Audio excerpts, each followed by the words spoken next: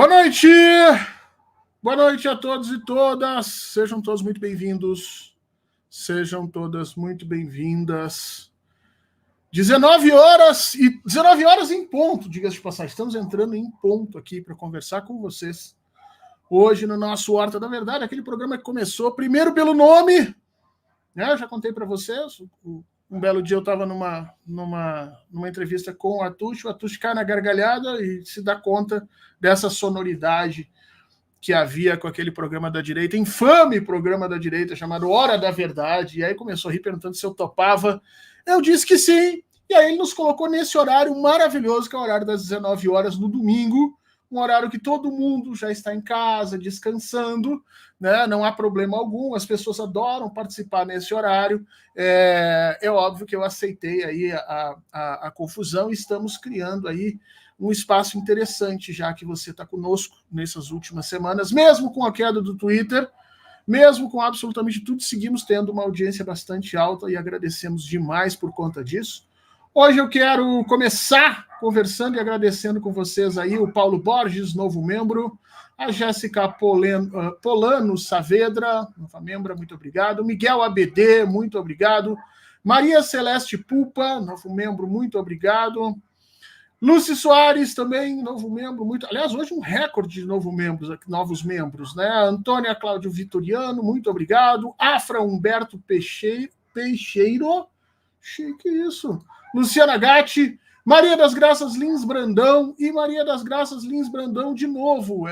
Provavelmente ela só se tornou membro uma vez, mas a gente agradece duas. E isso tudo, desde já, a gente fica muito feliz, porque você sabe que cada vez mais a mídia alternativa precisa do apoio de todos nós. Nós ainda vivemos uma certa tirania dos algoritmos, e como a gente não gera ódio, não cria, né, não faz propaganda de bet, nem de tigrinho, a gente acaba ficando para trás. Precisamos, então, do auxílio de vocês. É muito importante você dê o like, se inscreva nos canais, né? Aproveita e se inscreve também no meu canalzinho lá do YouTube. Estamos chegando a 42 mil inscritos. É muito importante também para a gente conseguir fazer isso. Então, procura lá o canal Fernando Horta. E hoje nós vamos conversar, gente, sobre os juros. Sobre os juros. Não tem como a gente não conversar sobre juros hoje. Porque o Copom, dizem que o Copom aumentou os juros pela primeira vez durante o governo Lula, o que não é a verdade, tá? O que não é verdade, já vou avisando para vocês, não é verdade, porque o juro real é o juro nominal, esse que eles colocam lá, menos a inflação. Concorda comigo? É assim a fórmula matemática que a gente coloca para o juro real. Se a inflação diminui, o que acontece com o juro? O juro se mantém o mesmo, o juro aumenta, né? Se o juro real é um menos o outro, se eu diminuo a inflação, significa que o juro está aumentando. Então, todas as vezes que o Banco Central manteve a taxa de juros com uma queda de inflação, ele, na real, estava aumentando o juro real para as pessoas. Ele estava, na realidade, dificultando o acesso das pessoas a isso. Então, não é verdade que o Copom, pela primeira vez, aumentou o juro. Ele vem aumentando o juro já há algum tempo, na medida em que ele não reduz o juro junto com a redução da inflação. E isso tem toda uma conotação complicada para a economia brasileira, que precisa dar uma volta no processo produtivo, precisa mostrar que veio até agora, apesar dos bons resultados da economia, nós estamos vivendo de medidas pontuais, medidas tópicas, aqui e acolá, o investimento direto, a abertura direta de programas de direcionamento de dinheiro para a sociedade em determinados locais, né? Auxílios emergenciais aqui e acolá, mas a gente precisa que a economia dê essa volta. E por que ela não está dando essa volta? E aí muita gente vem criticando exatamente essa alta de juros.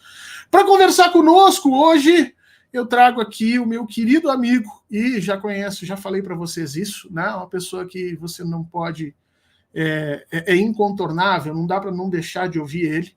O professor de macroeconomia e economia do setor público da UFRJ e ex-presidente do Instituto de Finanças Funcionais para o Desenvolvimento, o meu querido amigo Daniel Negreiros Conceição, que, por conta do feriado, está se deslocando aí para casa e, por conta de um atraso, acabou perguntando se a gente poderia começar de dentro do carro, eu disse, não tem nada mais chique, cara. Hoje em dia, assim, tecnologia é o seguinte, entendeu? Esses dias eu vi uma entrevista da Madonna, a Madonna dando entrevista dentro do avião dela. Cada um nas suas posses, né, Daniel? Claro que a gente não tem um avião, né, mas estamos aí. Eu não podia deixar de prestigiar, né? Da gente aqui dar um jeito no caminho de casa, mas feliz de estar conversa com vocês. Certamente não tinha coisa melhor para fazer agora. Aí, Daniel, muito obrigado. Primeiro te agradecer o convite, meu caro. Eu sei que domingo não é dos melhores horários, mas também a gente vai discutir coisas que não são das melhores notícias para o Brasil. E você se torna uma das pessoas importantes para que nesse momento a gente possa ter um contraponto. Por quê, Daniel? Que eu quero já começar te passando essa bola pesadíssima. Porque é o seguinte, o Copom levantou os juros no Brasil de 10,5 para 10,75, né? Então os juros subiram 0,25%, aliás, desculpa, 10,5 não. É 10,5. 10,5 para 10,75. Então os juros subiram aí 0,25 ponto percentual. E no comunicado, o Copom, ele justificou esse aumento da seguinte maneira, eu quero que as pessoas ouçam isso também para a gente entender como é que a coisa funciona. Ele está justificando dizendo o seguinte, olha, eu estou subindo juro porque existe uma resiliência na atividade econômica, ou seja, a gente está trabalhando, né? A gente está trabalhando, está produzindo, e parece que para o Banco Central isso não é legal.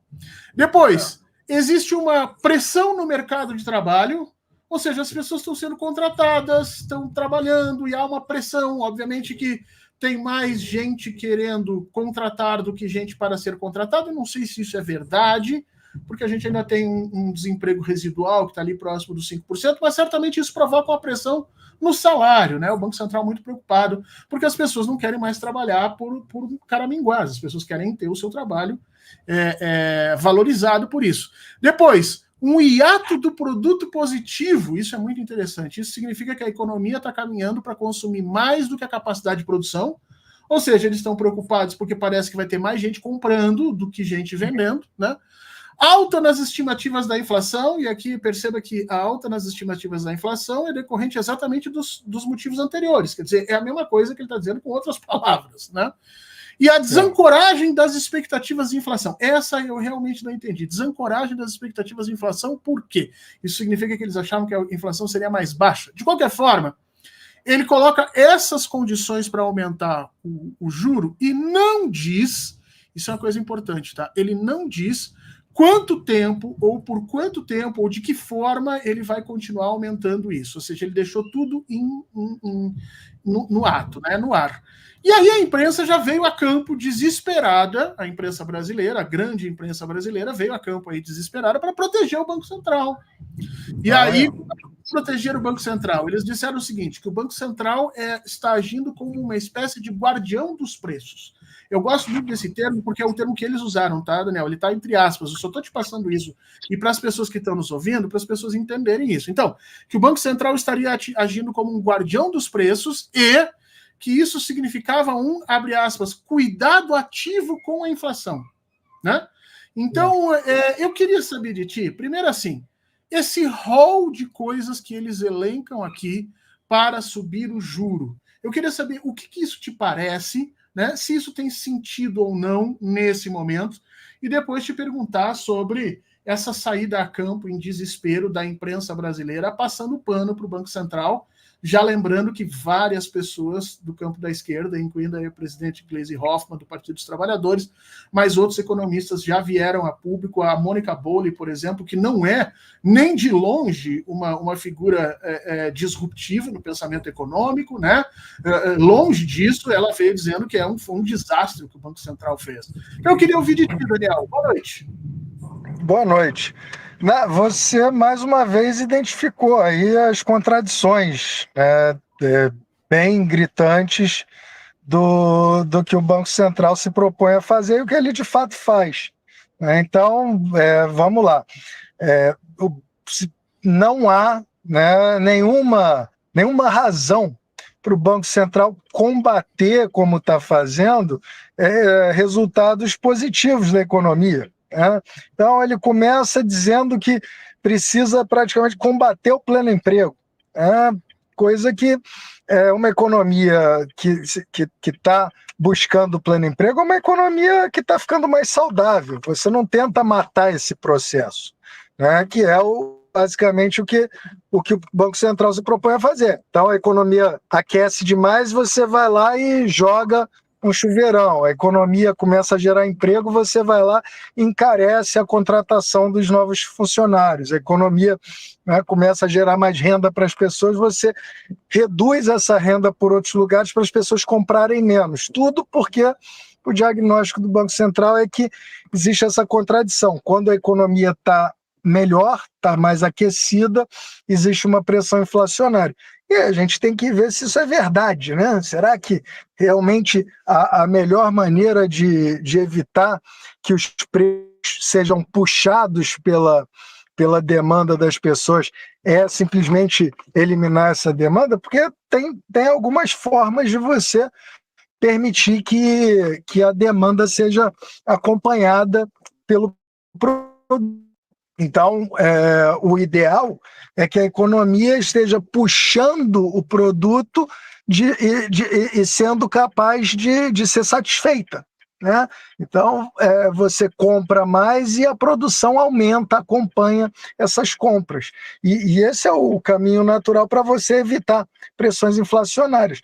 O que o Banco Central acaba fazendo é combatendo, né, essa pressão inflacionária que vem pelo lado da demanda, matando o estímulo à produção. Ele acaba simplesmente matando algo que seria útil para evitar a pressão. Porque se você desestimula, né, as compras de bens e serviços na economia, você acaba reduzindo o motivo para os capitalistas produzirem mais, né? E isso é o oposto do que a gente gostaria de fazer. Então, no momento atual, em que você não tem pressão inflacionária gerada por compras excessivas, você não precisa reduzir o produto, né? Matar a capacidade dos investidores de expandirem a sua capacidade de produção, porque eles não têm mais para onde vender, né? Esse processo ele é perfeitamente salutar hoje, né? Em que você tem mais gente querendo produzir, porque você tem mais gente querendo comprar. E o Banco Central ele faz muito isso, né? Ele acaba se antecipando a esses processos de expansão da demanda agregada, matando as nossas recuperações antes de permitir que a gente aproveite isso, né? É o diagnóstico de matar as pessoas de fome para que elas não comprem o suficiente para não puxar os preços. Eu acho um absurdo. Daniel, muita gente mesmo aponta a falta de capacidade técnica do Campos Neto, né? E primeiro porque o ano passado, por exemplo, ele se equivocou e errou num monte de números. No ano passado, não, no ano retrasado, no último ano do governo Bolsonaro, ele colocou números errados, dizendo que a inflação tinha sido X, a dívida tinha sido isso depois foi corrigido. Ele não soube controlar a compra e nem explicar de onde ele estava comprando ou vendendo ouro do entesouramento brasileiro. Essas coisas todas estão ali, né, fazem parte disso. Você diria que ele, de novo, está cometendo um erro técnico na hora de subir esse juro nesse momento? Ele costuma ser bem confuso nas escolhas dele, né? O que ele acaba fazendo, né, com essa política de juros é privilegiar a rentabilidade da sua própria carteira, né? No limite, ele não nos ajuda em nada. O que acabou acontecendo com essa política de juro alto dele, mais recente, foi que nós estávamos com algumas dificuldades inflacionárias verdadeiras, né? Dificuldades que vinham do processo pandêmico. A gente estava com pressões de custo que apareceram ali no início da pandemia, e o Campos Neto se propôs a ajudar o governo Bolsonaro, tentando dar um empurrão na demanda agregada pelo lado do crédito barato. Só que o que aquilo acabou fazendo foi simplesmente aumentar ainda mais a pressão cambial que a gente sofria naquele momento. né, porque o dólar se tornou mais atraente quando o retorno do real, das aplicações de real caiu, e aí os especuladores decidiram comprar dólar. Isso só fez aumentar ainda mais a pressão inflacionária daquele momento, né? E sem ganho nenhum, né? Porque essa suposta ajuda que ele teria que ter dado para a gente para tentar estimular mais investimentos, né? Para tentar ver se a gente conseguia puxar um pouco a economia brasileira para uma situação, né, de menos estagnação, isso acabou não se manifestando, a gente não conseguiu recuperar a capacidade das pessoas de realizarem seus pagamentos, né? As famílias continuaram endividadas, porque juro baixo nessa situação não ajuda em nada. As famílias endividadas, as empresas quase quebradas, os bancos sem recursos para emprestar, você só teve esse choque cambial naquele momento, né? O dólar ficou mais caro Na pandemia. sem a gente ajudar em nada. E aí, depois disso, você ficou sem espaço para dar um empurrão necessário na economia, quando a gente voltasse a se recuperar, né? Porque a ideia é você, no momento em que está sofrendo mais pressões inflacionárias, você dá uma segurada na taxa, né? Você usa a política cambial para segurar alguns custos, e no momento em que você tem um pouquinho mais de oportunidade, você dá uma puxada, né? O Roberto Campos acabou não aproveitando a possibilidade de segurar, né, os preços quando o choque cambial aconteceu, e aí, no momento seguinte, ele acabou só alimentando mais, né, aquele choque inflacionário, porque ele acabou injetando ainda mais combustível na apreciação do real. Então, ali,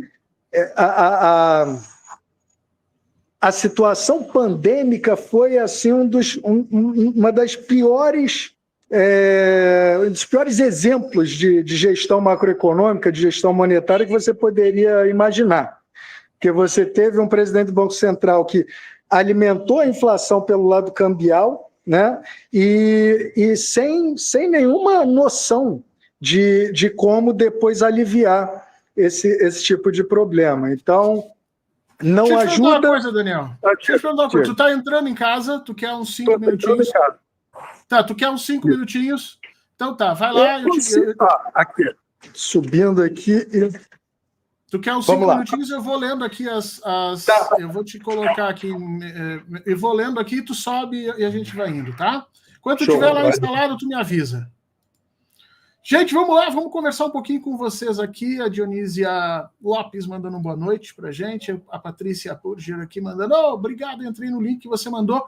Importante também, tá? Pega o linkzinho do YouTube aqui que você está assistindo e compartilha nas suas redes sociais, porque com o final do Twitter, e não estou aqui pedindo que o Twitter volte, tá? Acho que é uma queda sem volta, eu acho que está tudo bem assim, mas a gente precisa recompor as redes. Então, joga lá nas redes que você está, se você está no Thread, se você está no Blue Sky, joga esse programa lá nas redes, faça esse favor para nós, para a gente ter um aumento das pessoas que estão aqui com a gente. O João dizendo, Lindão, hoje estou vendo você ao vivo, obrigado, deve ser Lindão, deve ser por o Daniel, claro, né? Porque não sou eu, certamente esse que vos fala aqui. Se o Daniel estiver pronto, me dá um ok aí, Daniel, na hora que tu tiver ok.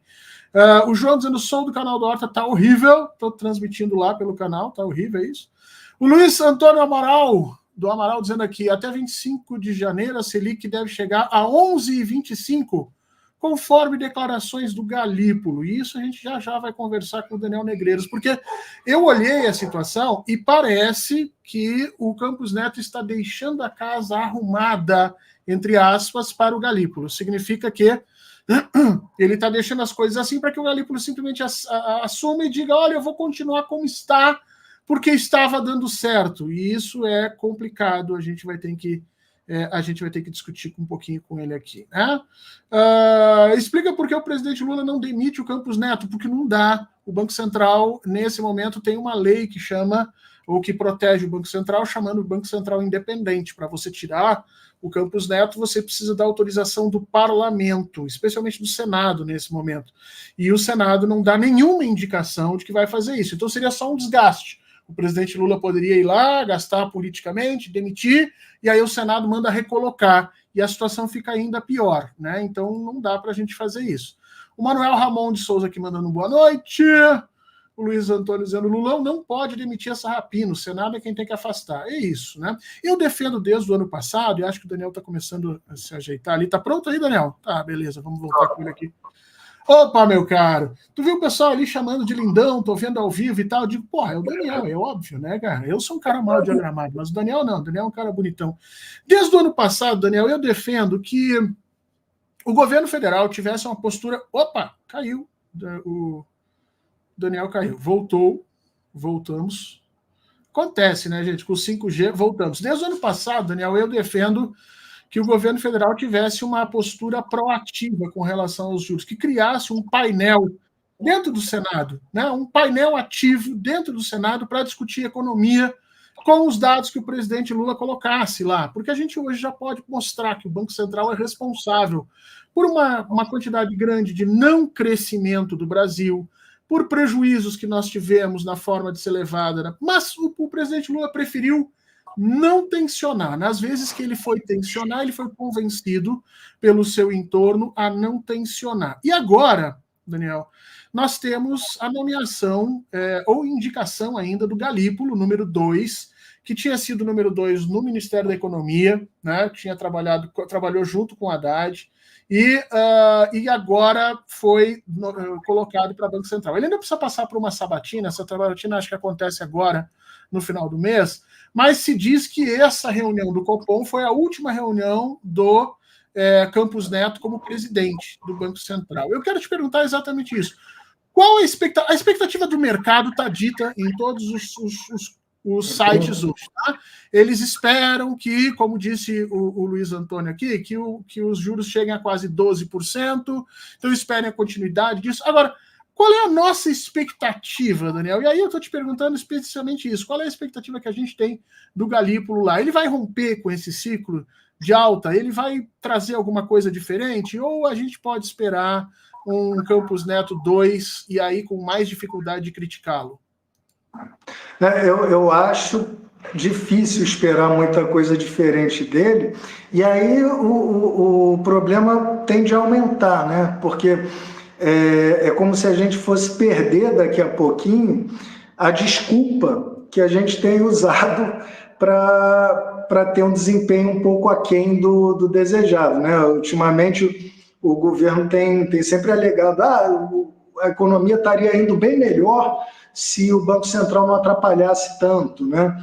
E obviamente, essa expectativa acaba sendo difícil de lidar se você não tiver mais um culpado para oferecer, né? Dizendo, olha, agora você não tem mais desculpa para entregar um crescimento frustrante como tem sido. Então, eu acho perigoso, assim, essa situação que se apresenta a partir de agora.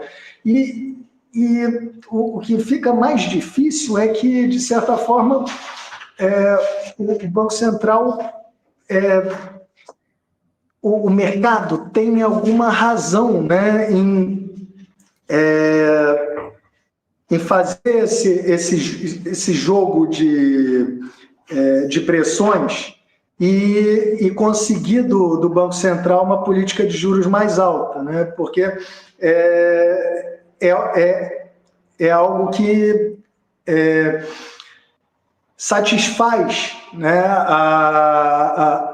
o que a gente pode chamar de terrorismo do mercado financeiro em dizer, olha, se o governo não realizar certas coisas, a gente não vai permitir que a taxa de juros seja ajustada. Então, o que tem acontecido é que o governo federal ele fica refém do presidente do Banco Central, principalmente, que diz, olha, a situação fiscal não está permitindo que vocês se tornem mais generosos com a política monetária, né? Então, o governo está gastando demais, não pode, vamos ter que segurar os juros, né? E isso acaba sendo uma forma de impor essa agenda de austeridade pelo mercado financeiro, né? Então, é como se a gente colocasse para cuidar da gestão monetária os próprios lobos, né? As raposas, que dizem, olha,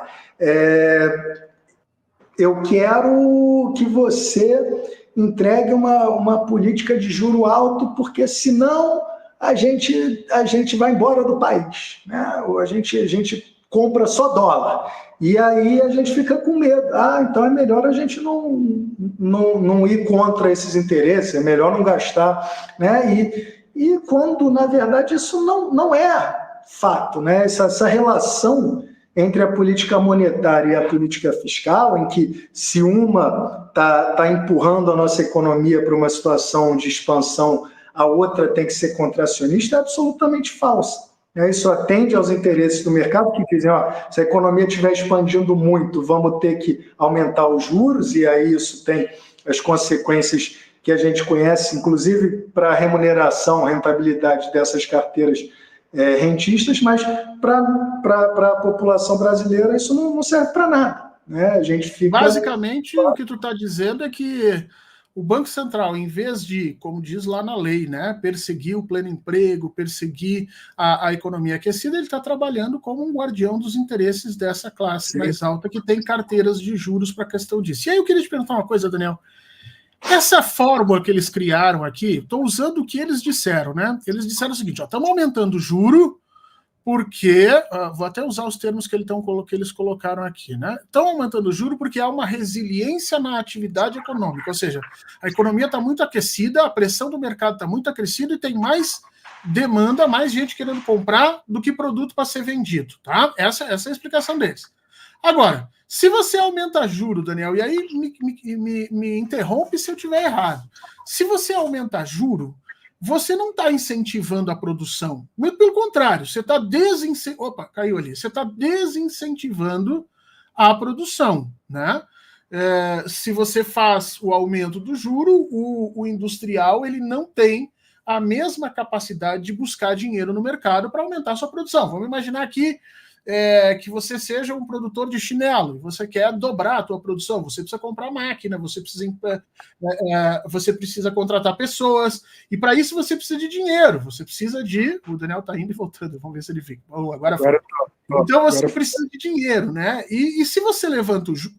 Portanto, para resolver o problema que eles estão colocando é isso, né? A economia brasileira está produzindo pouco para a quantidade de gente que tem que comprar. Beleza, para a gente resolver esse problema, a gente precisava expandir a produção. Mais gente produzindo. Para expandir a produção, eu preciso de juro baixo. Então, essa fórmula que eles estão criando não gera um ciclo vicioso, Daniel? Ou seja, eles vão aumentar juro, vai diminuir a produção diminuindo, vai aumentar essa pressão de demanda, e aí na próxima reunião do Copom eles vão vir de novo dizer, olha, infelizmente ainda estamos vivendo isso de novo. Não te parece que cria um ciclo vicioso que não vai terminar? E aí você cria a possibilidade do Galípolo chegar lá adiante, como você mesmo disse, dizendo assim, olha, infelizmente está acontecendo de novo, vamos ter que manter... Isso não é mais provável de acontecer do que o contrário? Ou seja, as pessoas todas resolvendo de uma hora para outra, não, vamos comprar para não estimular a inflação. Não está te parecendo que há uma decisão política por trás disso tudo, nefasta ao país? Sim, e totalmente contraproducente, como você colocou, né? Você acaba entrando num ciclo de autossabotagem mesmo, em que você não ajuda a economia a produzir mais, e com isso você acaba gerando pressões inflacionárias ainda maiores, né? Porque agora a oferta não consegue acompanhar essa tua expansão na demanda. E é isso que eles acabam se referindo, né? O hiato de produto, a economia muito resiliente, na verdade, uma reclamação do lado da expansão da demanda. Então, eles estão dizendo, olha, estamos crescendo, as compras dos trabalhadores estão crescendo rápido demais, né? Então, isso seria um problema, porque os trabalhadores acabam, né, tendo salários que pressionam os preços, né? Então vamos mandar todo mundo embora, né? Vamos reduzir esses salários para a massa de compras dos trabalhadores não seguir puxando esses preços. Mesma coisa com a questão do hiato do produto, né? Se a gente tem o consumo crescendo rápido demais, a gente não poderia permitir que isso acontecesse, porque a gente teria uma pressão também pelo lado dos preços. O problema é que esse diagnóstico esquece que a economia ela não consegue, né, gerar mais produção se ela não tiver essa demanda suficiente. E o que você acaba fazendo quando corta o estímulo pela demanda é matar ainda mais aquele incentivo à produção, né? Então, por exemplo, quando você reduz aí esse estímulo ao investimento produtivo, né? O que você acaba fazendo é reduzindo a capacidade de atender a demanda que vai ser criada. E hoje o nosso problema inflacionário ele é muito mais resultado dessa deficiência de oferta do que qualquer outra coisa, né? Então, a última coisa que a gente deveria estar fazendo é reduzindo o estímulo à criação de mais produtos, né? O que a gente deveria estar buscando hoje é o oposto, é tentar ampliar ainda mais a nossa capacidade produtiva para que a nossa demanda consiga ser satisfeita por uma produção maior, né? E essa lógica tende a dominar no capitalismo, tá? Você, com uma demanda crescente, né, com mais grana comprando mais produtos, você consegue puxar essa produção, né? É assim que uma economia capitalista cresce, né? Uma economia capitalista cresce puxada pela demanda, né? Então, esse é o natural. O que realmente é muito ruim é quando você tem uma demanda crescente, né, sem que ela possa ser satisfeita por uma capacidade produtiva que acompanhe, né? Isso sim é ruim do ponto de vista inflacionário. Esse é o tipo de inflação difícil de lidar, quando você está puxando muito a demanda agregada mais do que a tua capacidade produtiva aguenta. Isso, de fato, seria o que a gente poderia chamar de gasto exagerado. Não, gasto Mas, Daniel, público. Não é isso que vai ser exatamente o resultado dessa situação, dessa posição do Banco Central? Você está chamando a atenção exatamente isso. Olha, quando nós chegamos numa situação estrutural onde a economia não consegue produzir e você segue aumentando a demanda, ou seja, ou contratando mais gente, ou aumentando os salários, você vai ter um desequilíbrio. O que você está dizendo quando esse desequilíbrio é estrutural, porque a produção não consegue atender, aí nós temos uma inflação persistente, resistente e de difícil atuação. Mas esse cenário que você colocou não é exatamente o resultado da medida do Banco Central? Porque o Banco Central, ao levantar juros, ele diminui o nosso processo produtivo, diminui a capacidade do nosso empresário de produzir. Então, eles não estão criando o próprio problema que eles alegam para colocar essa situação? Chega a ser pior. Eles estão matando justamente aquilo que poderia ser a solução do nosso problema, porque o gasto que a gente gostaria que acontecesse é o gasto produtivo que expande a capacidade, é o investimento produtivo. Obviamente, isso pode ser buscado, né, de maneira planejada. Então, o gasto ideal é aquele gasto que a gente pode chamar de desinflacionário, quando você consegue aproveitar melhor do que antes a sua capacidade produtiva ociosa, você mobiliza mais produção, né? E para esse tipo de gasto desinflacionário seria aquele gasto em infraestrutura, né? Você, por exemplo, melhora a sua capacidade de distribuição, reduz esse tipo de custos, né? Custos de transporte, custos de infraestrutura, para você ajudar o produto a crescer. Esse é o gasto que nos ajuda. Mas a pior coisa do mundo, e que é o que a política monetária tem feito, é, por um lado, né, você não oferece esse estímulo à expansão, ao crescimento do produto, e por outro você ainda mata pelo lado do investimento produtivo, né? Então, você introduz aí na nossa economia o tipo de inflação mais perversa possível, que é uma inflação que está sendo empurrada pelos custos, né? E são custos esses que não têm como ser atenuados por uma demanda crescente, porque o processo acaba sendo que, ao invés de você conseguir estimular uma... Caímos, eu acho que o Daniel teve algum problema. O que ele estava dizendo é exatamente isso, né? Quando você tem uma inflação resistente, porque os custos se tornaram maiores e não pode ser reduzido, porque são custos com salários, custos com difícil manutenção, custos com energia. Tá. Voltou. Isso, você estava falando exatamente isso, né? Que tem alguns custos de difícil redução e que, portanto, quando você tem o aumento desses custos, isso significa que, no fundo, você tem uma inflação de caráter persistente, né? O contraponto aqui, esse perfil está chamando a atenção exatamente para isso, que houve um aumento de alguns custos, por exemplo, taxação de algumas coisas, custos que estão crescendo em função do aumento do custo da energia, né?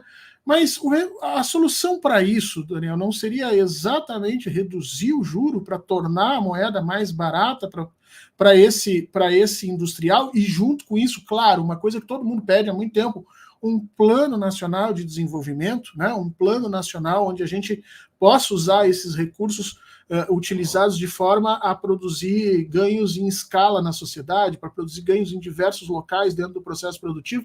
Será que mexer na taxa de juros resolve alguma coisa nisso, nesse momento?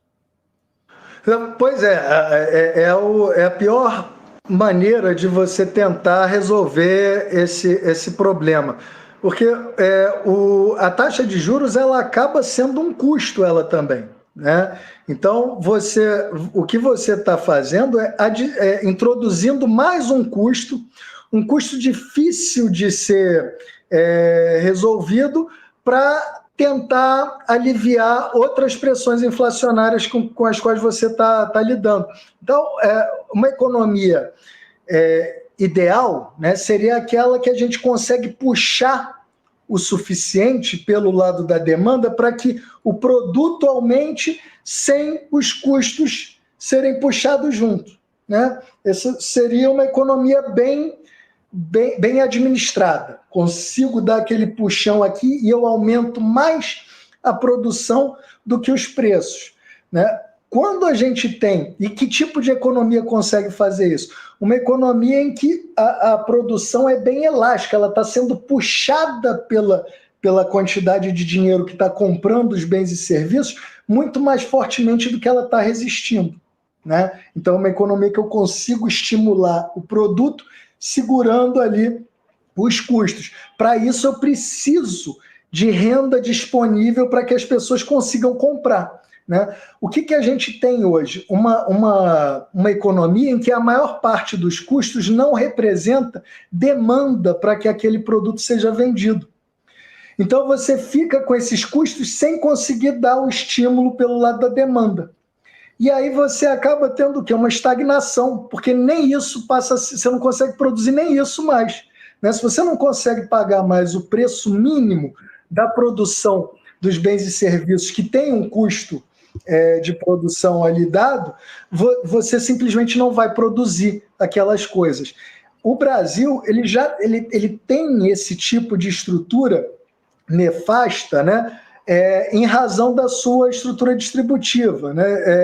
Quando muito dos seus custos produtivos, né? da sua oferta, os custos de oferta, são dados por itens importados, a renda criada, né, pela dinâmica de economias dependentes, ela não costuma puxar a produção de bens de itens importados. Então, o que é você uma âncora ali, né? Há uma âncora que é o câmbio, né? Pois é, o que você tem é uma população que precisa comprar aquilo, aquele produto não vai ser aumentado pela demanda, então o que você tem é simplesmente uma população que não consegue comprar nem o básico. Você não tem uma expansão daquele produto para você conseguir estimular a produção. Para as pessoas entenderem, né? Por exemplo, internet, Netflix, essas coisas todas que nós não controlamos a oferta, né? Porque são empresas estrangeiras que controlam essa oferta. Se você der um puxão na economia, a economia começar a consumir mais desses produtos, só vai sobrar o aumento de preço, porque eles podem não aumentar a oferta e dane-se, né? É isso que você está colocando. Deixa eu te colocar numa saia justa, Daniel. Você sabe que você foi chamado de lindão aí pelo pessoal.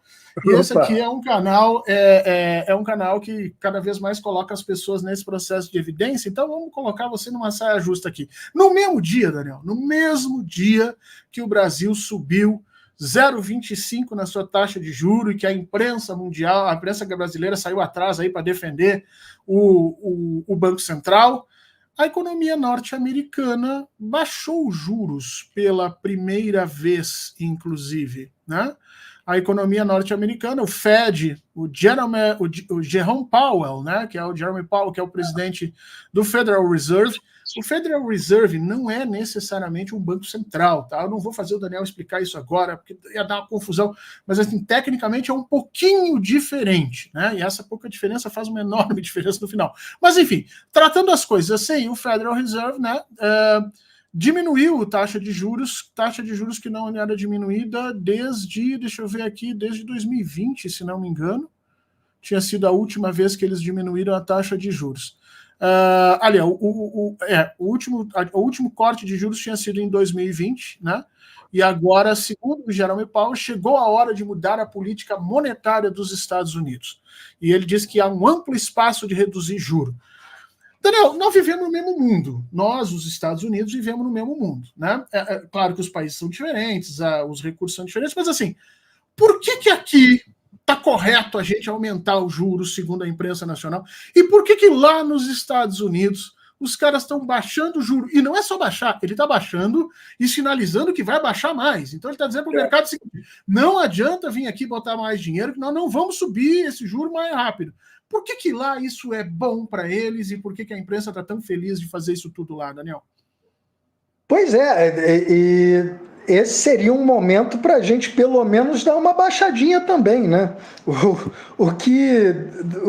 Porque normalmente o que você ganha com a redução dos juros externos é um espacinho para poder reduzir o teu próprio juro sem sofrer aí um ataque cambial, né? Uma fuga de capitais por conta dessa desvalorização aí dos retornos recebidos por quem tem aplicação, né, nas moedas diferentes. Então, basicamente, quando o Fed reduz o juro, é como se o Brasil tivesse aumentado a sua taxa de juros, né?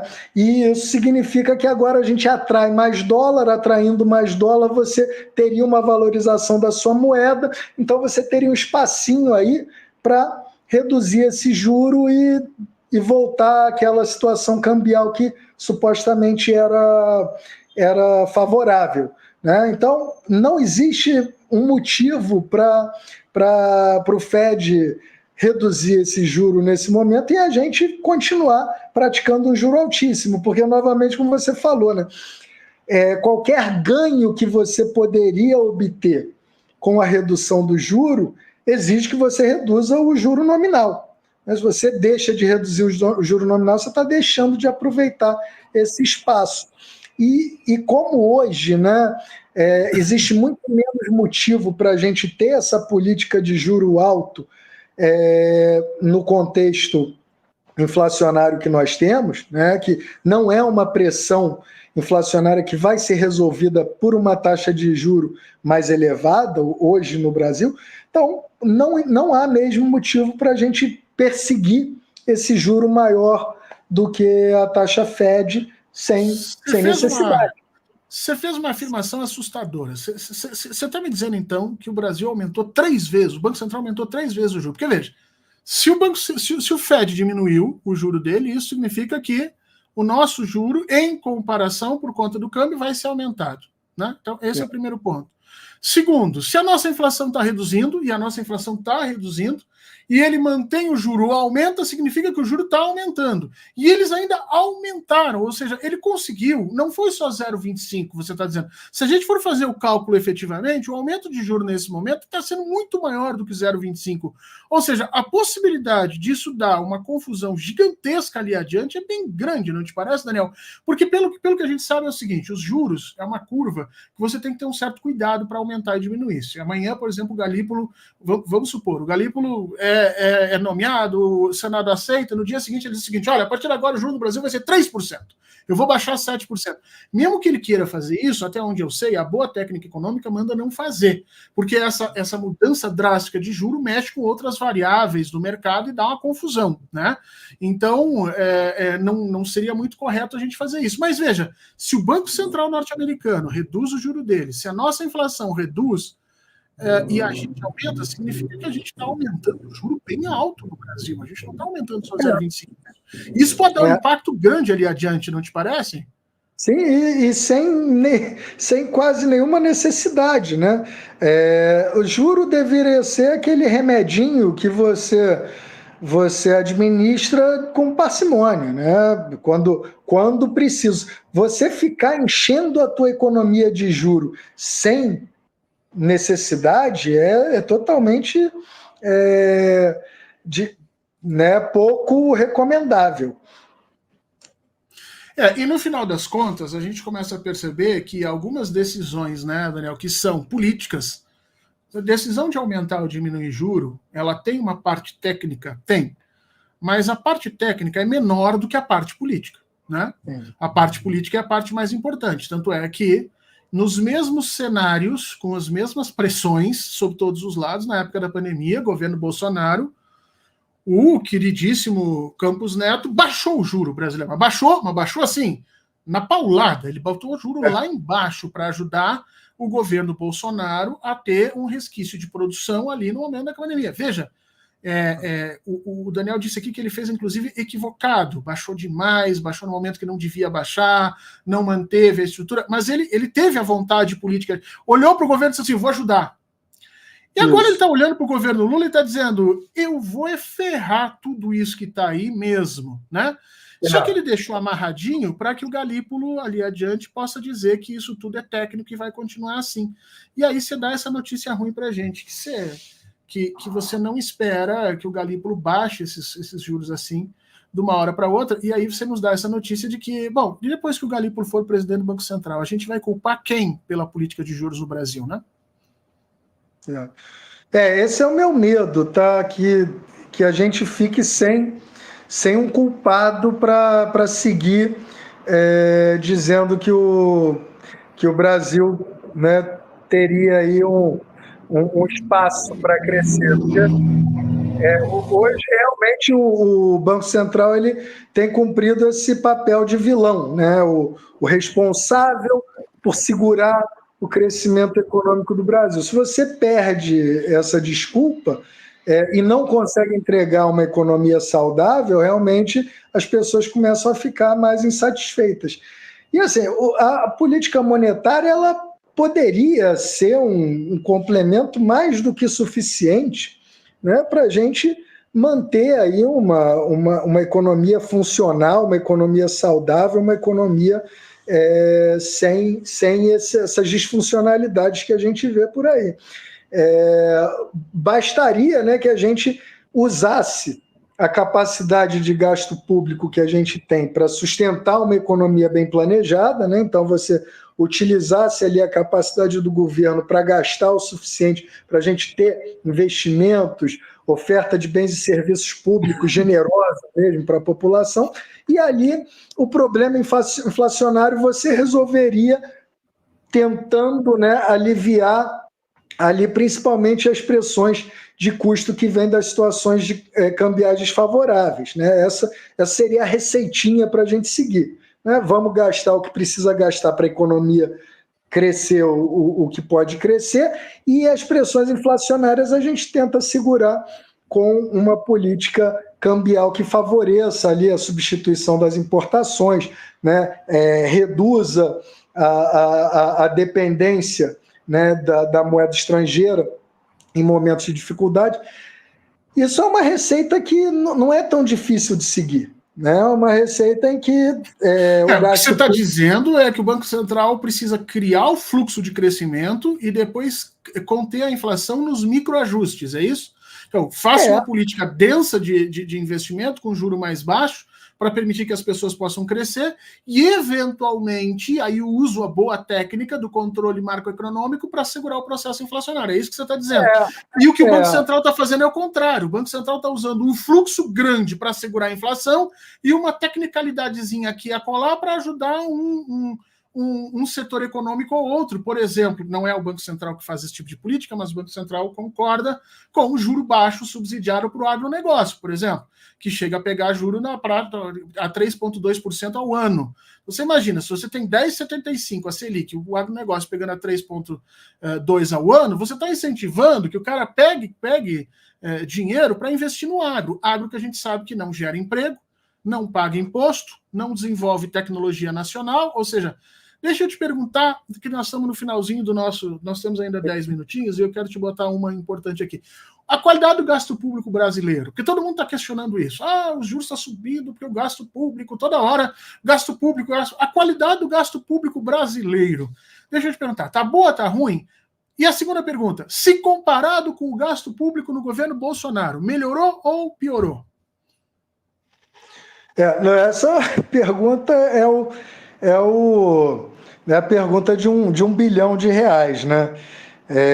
De fato, muitos dos gastos que a gente conseguiu repor no Brasil hoje são bem mais interessantes, bem menos, bem mais ajustados para reduzir as nossas dependências produtivas, para permitir que a gente se torne mais dinâmico produtivamente, né? Então, uma política industrial puxada ali pelo investimento público, gastos desinflacionários que aproveitam ali as capacidades produtivas locais.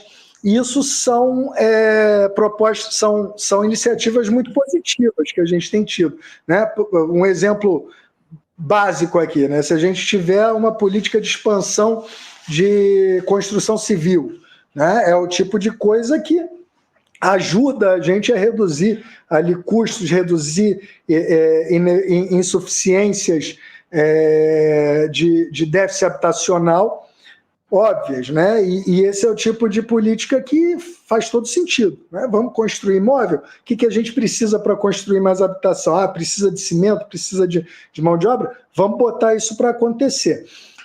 Esse tipo de gasto, né, é o gasto que a gente gostaria de ver acontecendo. O governo Bolsonaro acabou simplesmente sabotando, né, essas políticas de expansão de capacidade produtiva, as políticas que a gente tentava aproveitar para a nossa economia crescer um pouco mais, e simplesmente tentando repor isso de maneira populista, de maneira, né, irresponsável, e às vezes sem grandes consequências, né? sem muitos efeitos concretos. Por exemplo, aquelas políticas populistas de simplesmente liberar uma grana ali para os taxistas, para os caminhoneiros, para o agro, né? Que são políticas que não nos ajudam a aumentar a nossa produção e acabam criando pressões de custo totalmente indesejadas. Um dos exemplos mais nefastos, né?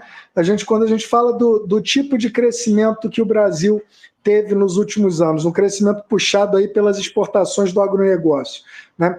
Esse é o tipo de crescimento que dá renda a uma população que acaba não contribuindo para a expansão do nosso produto, né? São pouquíssimas pessoas que não geram empregos, e cuja as suas rendas em moeda estrangeira muitas vezes acabam sendo mantidas em outras moedas, em moedas estrangeiras que não se transformam em capacidade de importação ampliada para o país. Então, esse é o tipo de política que não nos ajuda. Para que a gente vai incentivar um setor que não reduz a nossa dependência externa, né?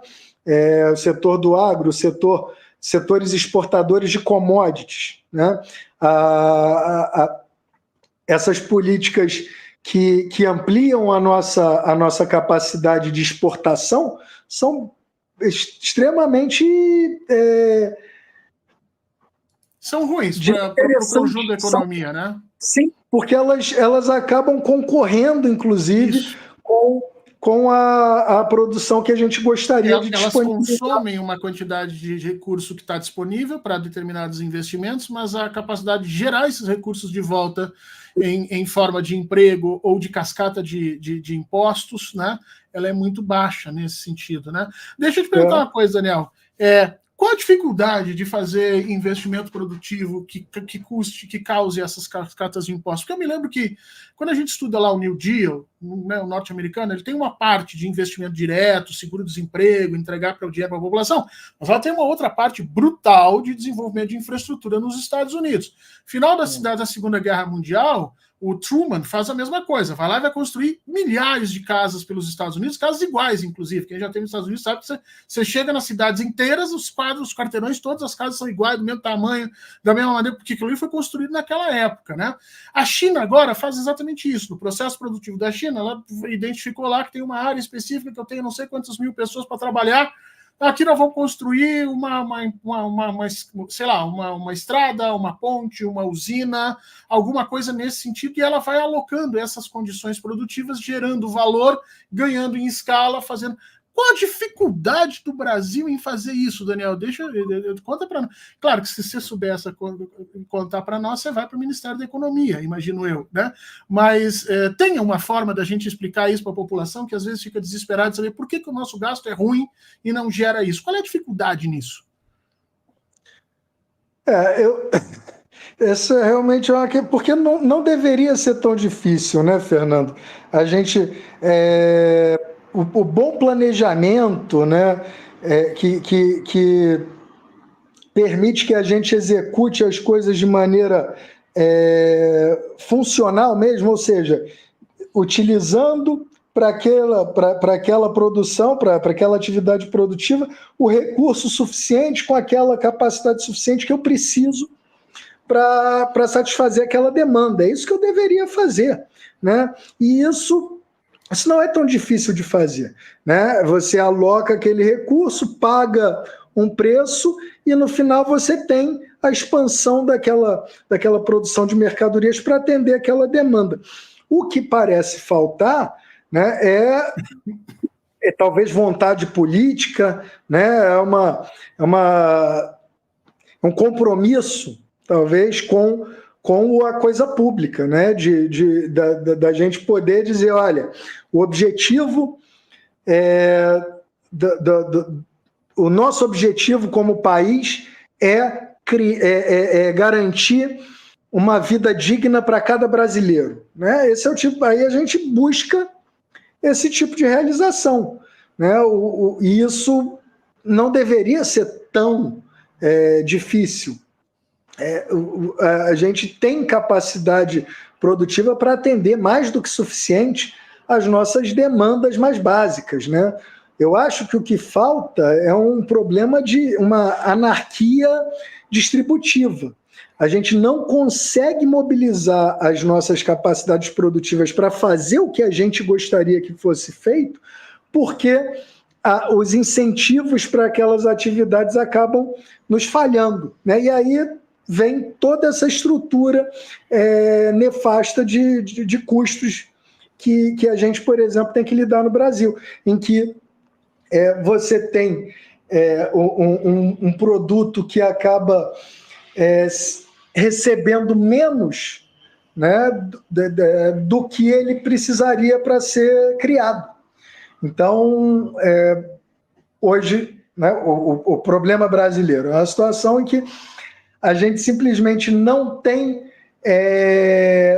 dinheiro suficiente comprando o que a gente poderia produzir, porque as pessoas simplesmente não conseguem pagar aquele preço básico.